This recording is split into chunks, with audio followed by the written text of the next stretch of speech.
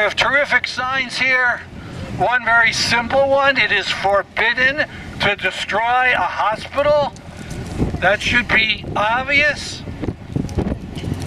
A hospital is a temple of humanity. The Israelis destroy them right and left. Kamal Adwan is gone. Now they're going after the Indonesia hospital. Who knows how long that'll last. The sign says free Dr. Hussam Abu Safiya, the director of Kamal Adwan Hospital. He should be free. All the medical personnel should be free. All the hostages that the Israelis have taken should be freed. Another sign is about a doctor who cannot be helped anymore, Dr. Al-Bursh. He was arrested. He was the most famous surgeon in Gaza.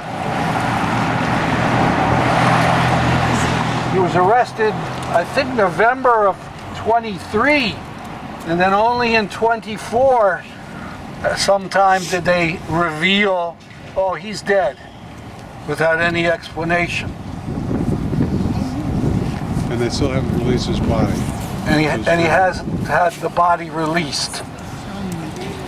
In case you don't know that, this is a game the Israelis play of keeping bodies, and they can bargain for something. And there's scores of bodies kept in a special cemetery. We have a sign here, let me read it. The United States has sent $28 billion in arms to Israel, which it has used to kill an estimated 200,000 people in Gaza, including 1,400 of your colleagues, your healthcare colleagues. So we're directing this message to the doctors and healthcare workers inside Danbury Hospital. On the bottom it says, after your shift, you will not be arrested, stripped naked, and taken to a prison where you will be abused, possibly raped, and possibly killed. We don't want that for people here in Danbury. We don't want it for anywhere. But it is going on in Palestine. I'm Justine McCabe. I'm here with my beloved colleagues bearing witness to the genocide that our country is supporting in Gaza. The reality is that it's not just Gaza. The United States is trying to control the whole Middle East through Israel and their genocide and occupation of historic Palestine. They've ruined Lebanon, Libya. All of the Arab world is denied democracy because of the dominance of Israel, our proxy in the Middle East. If Palestine should be free, the rest of the Arab world would rise up. That's why they identify with Palestinians, and why Palestinians not only maintain their steadfastness and will not give up their land, it's because they also are doing it for all those people in Egypt, in Jordan, in Saudi Arabia, all over the Middle East, who are repressed, terribly oppressed, and with dollars for their military to suppress them. So we're here for all of them, but especially for Palestinians who have been doing this for so long, since 1948 and before. So we wish and we hope and we pray and we will not give up until they're free. In that spirit, I would like to read one of the parts of the genocide that Israel has tried to kill all the academics, all the scholars, all the intellectuals, all the schools. These poets of Palestine who have a long tradition of poetry and writing poetry, they killed Dr. Rafat al-Hariri, who was an amazing scholar of English literature, taught Shakespeare and English to Gazan students where he was beloved. And he wrote this addressing the Israelis, undoubtedly. And he says that poetry is always, poetry is life, poetry is forever. Look in the mirror, the horror, the butt of your M16 in my cheekbone.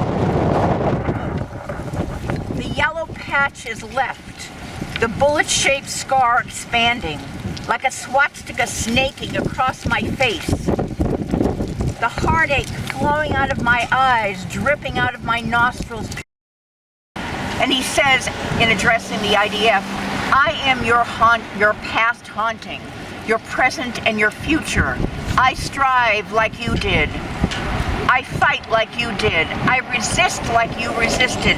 And for a moment, I'd take your tenacity as a model. Were you not holding the barrel of the gun between my bleeding eyes? The very same gun, the very same bullet that had killed your mom and had killed your dad is being used against me by you. Mark this bullet and mark in your gun. If you sniff it, it has your and my blood. It has my present and your past. It has my present. God love you. One of the questions that we hear is, why should we Americans be concerned about what's happening thousands of miles away? The answer is very simple. It wouldn't be happening if it weren't for our government, which is supplying all of the arms, all of the planes, all of the diplomatic cover to make this genocide happen. The Special Rapporteur for Palestine, Francesca Albanese, has grown increasingly frustrated and angry at what is happening in spite of obvious, incontrovertible violation of international law. And just 2 days ago, she made this statement, which was triggered by the destruction of Kamal Adwan Hospital and the arrest of Dr. Safiya. She said, for well over a year into the genocide, Israel's blatant assault on the right to health in Gaza and the rest of the occupied Palestinian territory is plumbing new depths of impunity. We are horrified and concerned by reports from northern Gaza, and especially the attack on the healthcare workers, including the last remaining of 22 now destroyed hospitals. Kamal Adwan Hospital. We are gravely concerned with the fate of Dr. Hussam Abu Safiya, yet another doctor to be harassed, kidnapped, and arbitrarily detained by the occupation forces. And I would add that 2 weeks ago, he was injured by a bomb that was dropped in the emergency room by a quadcopter that flew through a hole in the wall that had been created by a previous artillery shelling, and he took shrapnel to an artery in his thigh and would have died had there not been a UNICEF medical team, which was finally, after several days, allowed to come and do an operation. So it's more than simple harassment. In his case, for defying evacuation orders to leave his patients and colleagues behind.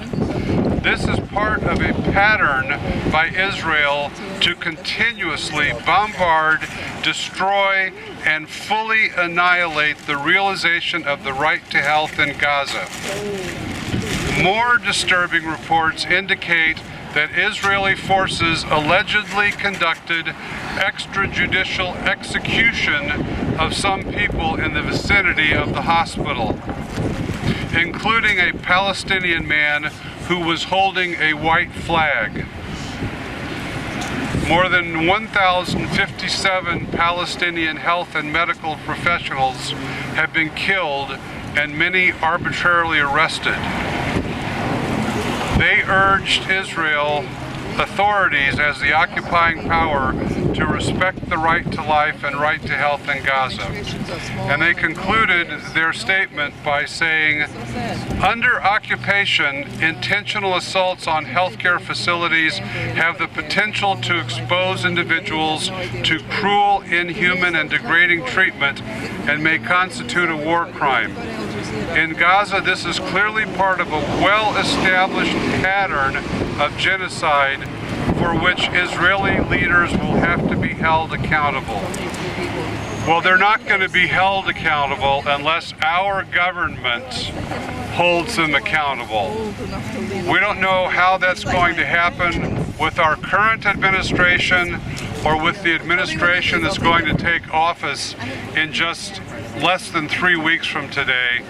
So it's up to us, healthcare workers in this country, and other people who are willing to stand up for Palestinian rights, to continue to insist that there be an accountability, that there be an end to arms shipments, that there be an end to the genocide and an end to the occupation. Not another hospital. And not another child. Not another child.